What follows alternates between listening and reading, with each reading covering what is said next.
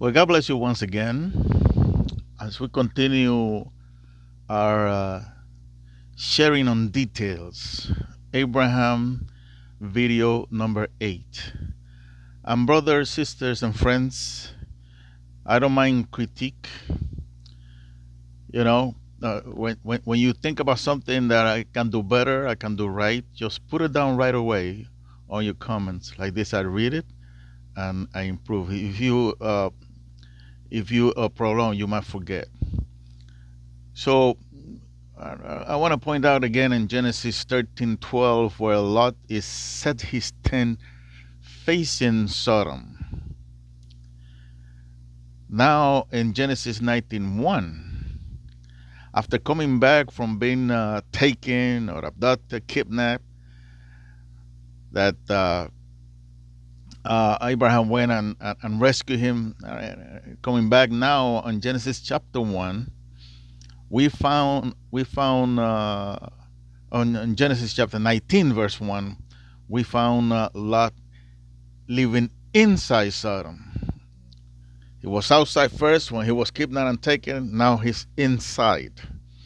That's why he's sitting by the gate, all right, of Sodom. On Second Peter, on Second Peter chapter 2 verse 6, we can read the following: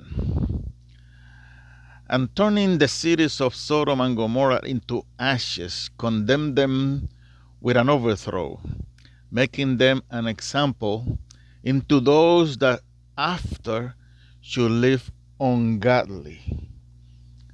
That's one of the examples that the Lord destroys Sodom and Gomorrah, for those that live ungodly, that they're going to be destroyed if they don't live their life right. Verse 7 on Second Peter chapter 2. Say, and delivered just Lot, vexed with the filthy conversation or behavior of the wicked. Look how they call Lot just. Now, the verse 8 said, for that righteous man, call him just and righteous still. And delivered, and verse 8, for that righteous man dwell among them, in seeing and hearing vex his righteous soul from day to day with their unlawful deeds. For unlawful deeds. So we cannot rejoice too much about Lot on the evil that he did. He still call him righteous. You know, we live in this world that is not righteous, that is not just. It's not righteous and it's not just. Yes, we live in this world, and sometimes our spirit get vexed because of things that we do, and that's why people need Jesus. That's why we preach Jesus with a purpose. So, verse 19, chapter 19, verse 3, Lot recognized the identity of his heavenly guests. That's why he offered them unleavened bread for that recognition. Verse 19 and 8. Even if many disagree, like me, the train of thought then was to protect your guests at any cost. The guests that come to your house, you have to protect them. This is the reason that Lot offered his two virgin daughters.